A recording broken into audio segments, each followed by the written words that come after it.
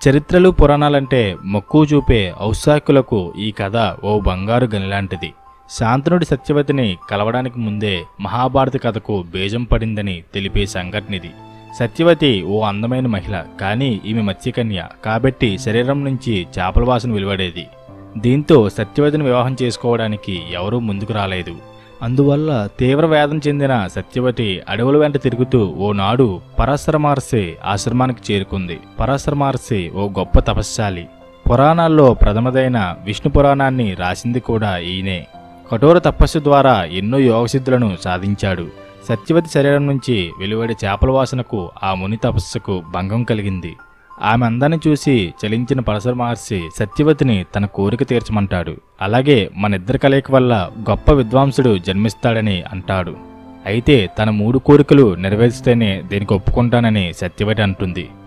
మనం కలిసున్నప్పుడు పంచభూతాలు సైతం తిలకించరాదని కోరుకుంటుంది. దీనికి అంగీకరించిన పరాశర మహర్షి చుట్టూ ఒక కృత్రిమ గుడారాన్ని రూపొందిస్తాడు. రెండవ కోరికగా దీనివల్ల తన కన్యత్వం చెక్కు చెదరకుండా ఉండాలని సత్యవతి కోరింది. బిడ్డ పుట్టిన తర్వాత తన శక్తులతో కన్యత్వాన్ని తిరిగి ప్రసాదిస్తానని పరాశర మహర్షి హామీ ఇచ్చాడు. ఇక 3వ కోరికగా తన శరీరం నుండి వచ్చే చేపల వాసన నుంచి విముక్తి కలిగించాలని కోరుకుంది.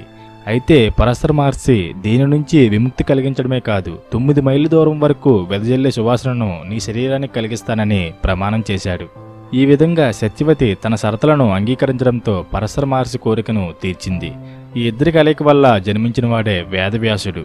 కోరినట్లుగానే తిరిగి ఆమెకు కన్యత్వాన్ని ప్రసాదించాడు పరాశర మహర్షి.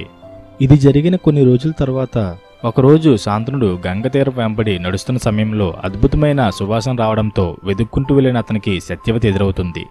ఆమె అందానికి మంత్రముగ్ధుడైన శాంతనుడు అక్కడే సత్యవతిని గాంధర్వ వివాహం చేసుకుంటాడు. ఈ పెళ్లితో మహాభారతం యొక్క ప్రథమ అధ్యాయం ప్రారంభమైంది. ఈ విధంగా మహాభారతానికి తొలిబీజం పోసిన ప్రేమ కథగా పరాశర మహర్షి మరియు సత్యవతి కలయికను చెప్పుకోవచ్చు. ఫ్రెండ్స్, ఈ వీడియో మీకు నచ్చినట్లయితే ప్లీజ్ నా ఛానల్ని సబ్స్క్రైబ్ చేయండి. మరిన్ని మంచి వీడియోస్ మీతో పంచుకునే అవకాశం నాకు కల్పించండి. Thank you.